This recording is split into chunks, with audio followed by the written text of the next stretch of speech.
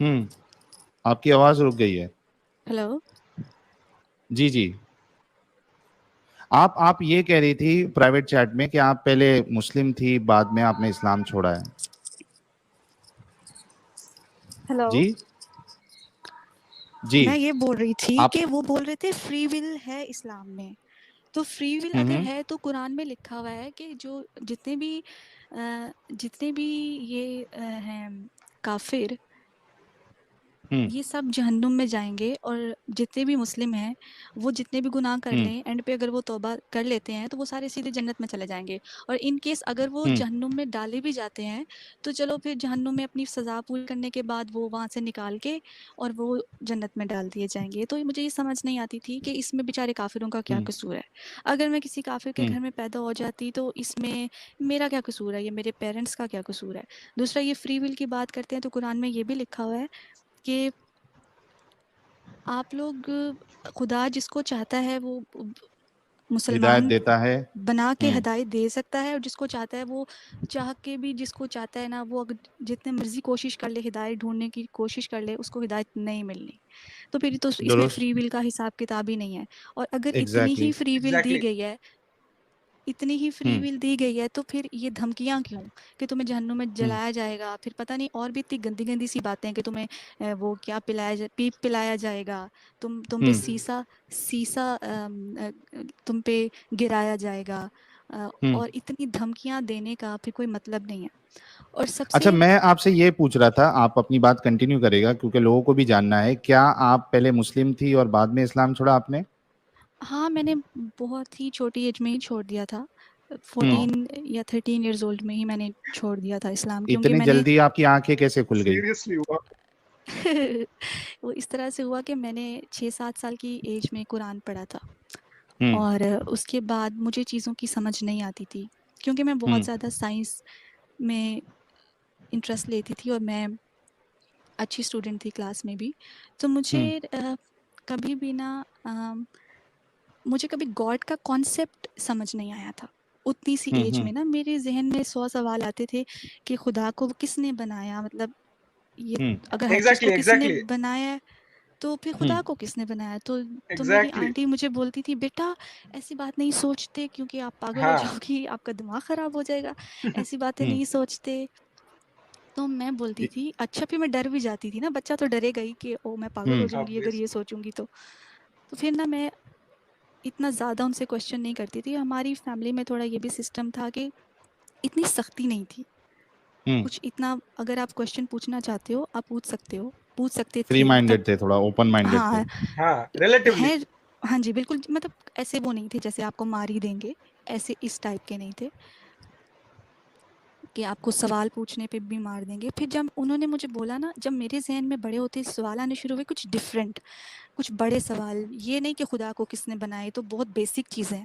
बाद में जब हम्म पता चला, मुझे मुझे मेरी किसी दोस्त ने बताया था कि हज़रत आयशा की एज 9 साल की थी और जब उनकी शादी हुई थी, और ये हम्म बात मुझे 12-13 साल में पता चली थी। और अगर मैं 12-13 साल में अपने पीछे 4 साल की एज देखती, 9 साल की एज में मुझे कोई अकल नहीं थी, मुझे कोई हम्म पता नहीं था लाइफ क्या है, मुझे ये पता नहीं था पढ़ाई करनी है नहीं करनी, क्या बनना है, लाइफ के गोल्स क्या होते हैं, इवन के कॉन्सेंट क्या होता है, मुझे कुछ नहीं पता था कि हम्म इफ़ समबडी मेरे साथ कुछ कोई करना चाहता है तो मुझे आगे से रिएक्शन क्या देना है, क्या मुझे करने देना चाहिए या मुझे उसको रोकना चाहिए, मतलब ये चीज़ें पता होती ही नहीं है। इट्स नॉट पॉसिबल कि उस एज में आपको पता हो कि आपने करना क्या है।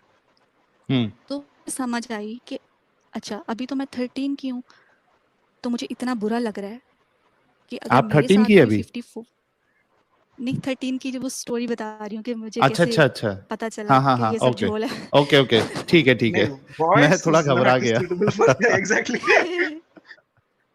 ओके, फिर हाँ ठीक तो है। हाँ। हाँ, मतलब कि उस टाइम मैंने सोचा कि मैं तो अभी 13 साल की हूँ और मुझे इतना बुरा लगा है, तो जिस बेचारी 9 साल की बच्ची के साथ हुआ होगा ये सब, उसको क्या लगा होगा? उसको उस पे क्या गुज़री होगी?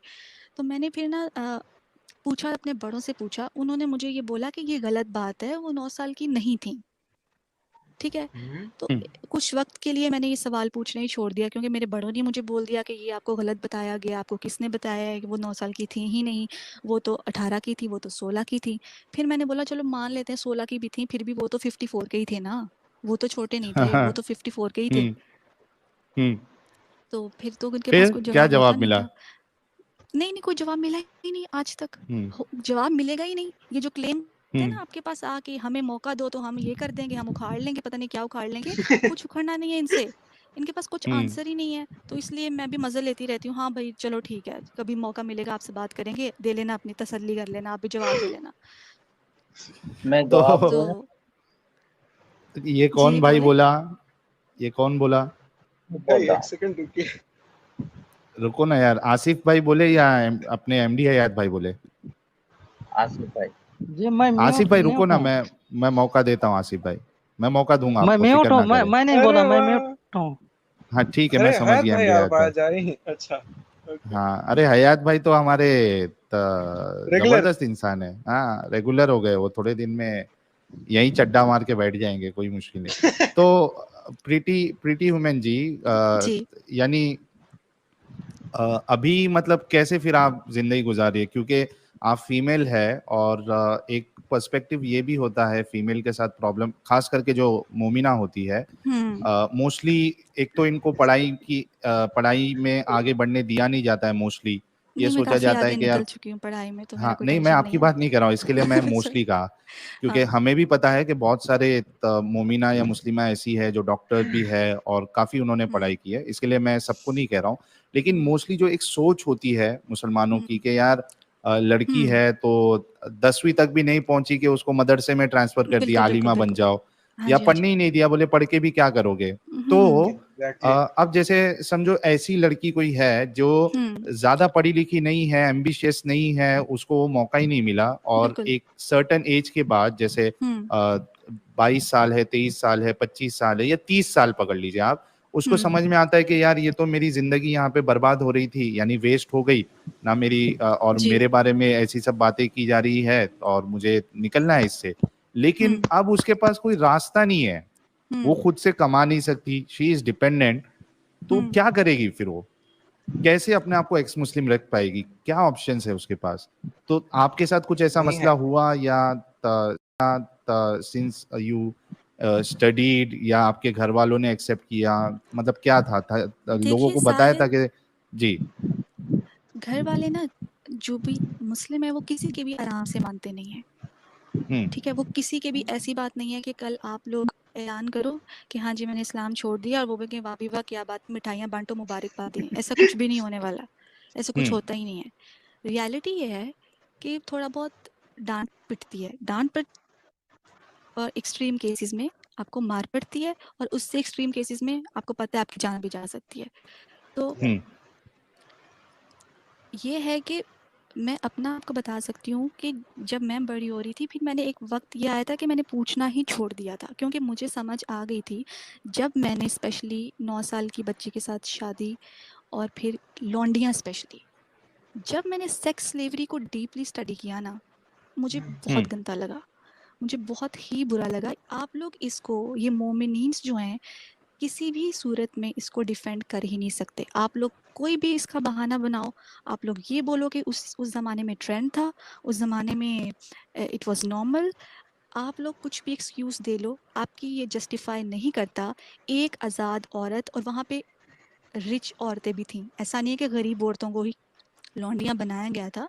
जो जंग में माले गनीमत में जीती जाती थीं औरतें, उनमें रिच गर्ल्स भी थीं, उनमें हर तरह के तबके की औरतें थीं, जिनको बाद में आप लोगों ने क्लासिफाई करते थे उनके सूरत के लिहाज से, उनके स्टेटस के लिहाज से उनको क्लासिफाई किया जाता था, और जो सबसे बेस्ट वाली होती थी उसकी बोली सबसे ज़्यादा लगती थी, ठीक है। तो आप लोग ये सेक्स स्लेवरी को किसी भी सिचुएशन में कुछ भी एक्सक्यूज़ बना के आप डिफेंड नहीं कर सकते, एंड ऑफ स्टोरी।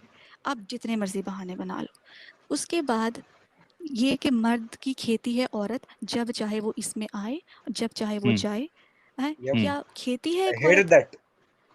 अब हाँ, मतलब खेती है एक औरत, उसकी ये औकात है कि वो खेती है, जब चाहो तुम आओ, जाओ, उसकी कोई भी। और इस हदीस की बिना पे मैंने अपने आस-पास ये ऑब्ज़र्व किया जो डोमेस्टिक वायलेंस है, और Exactly. बहुत सी औरतें प्रेग्नेंट हो जाती हैं।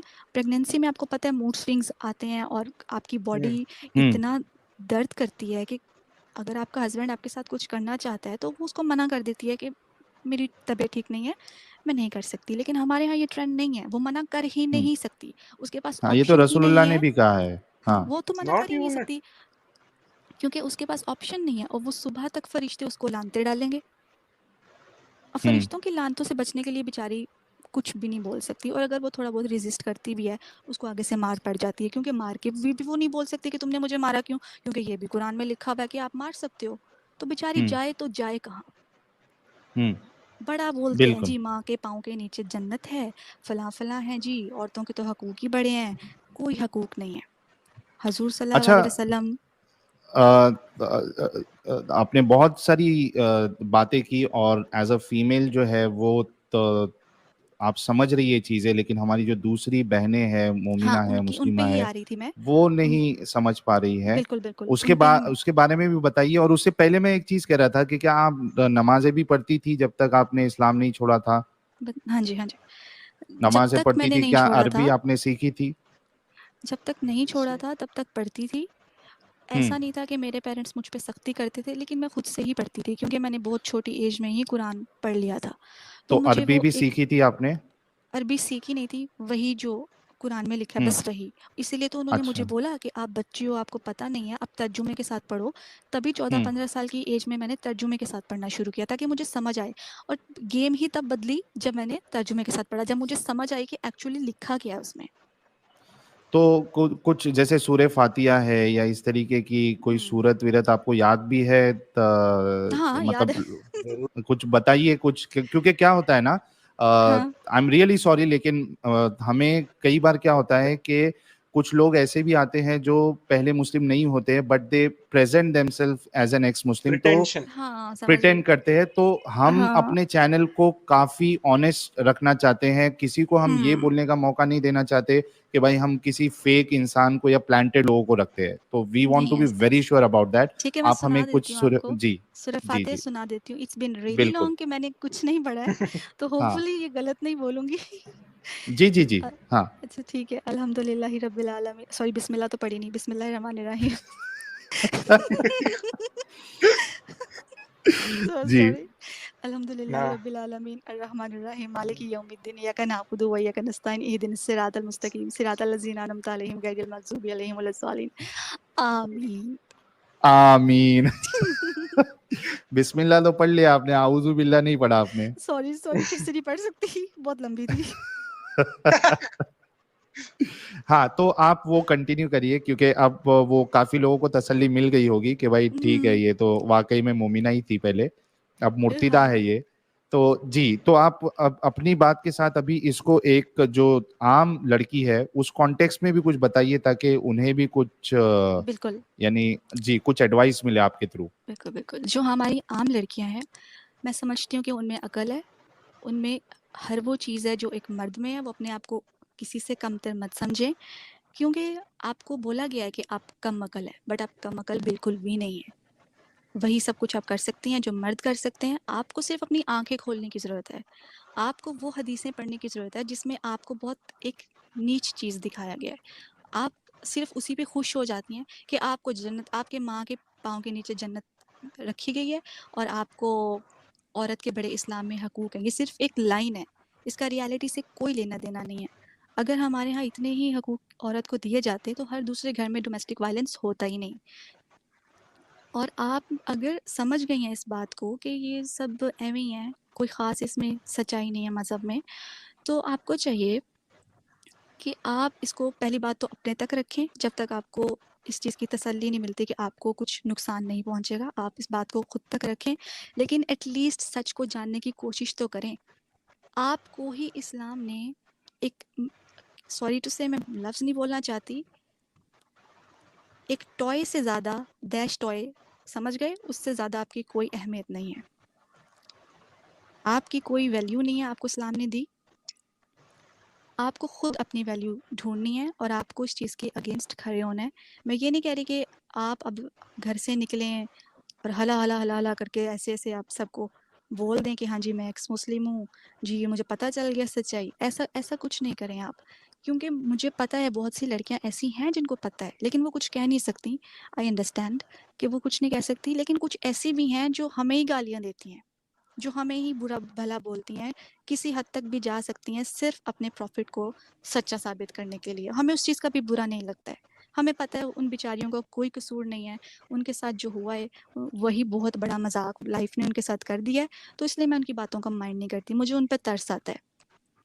वीडियो को लाइक और चैनल को सब्सक्राइब कर लीजिए ताकि इसी तरह वीडियो आप तक पहुंचती रहे।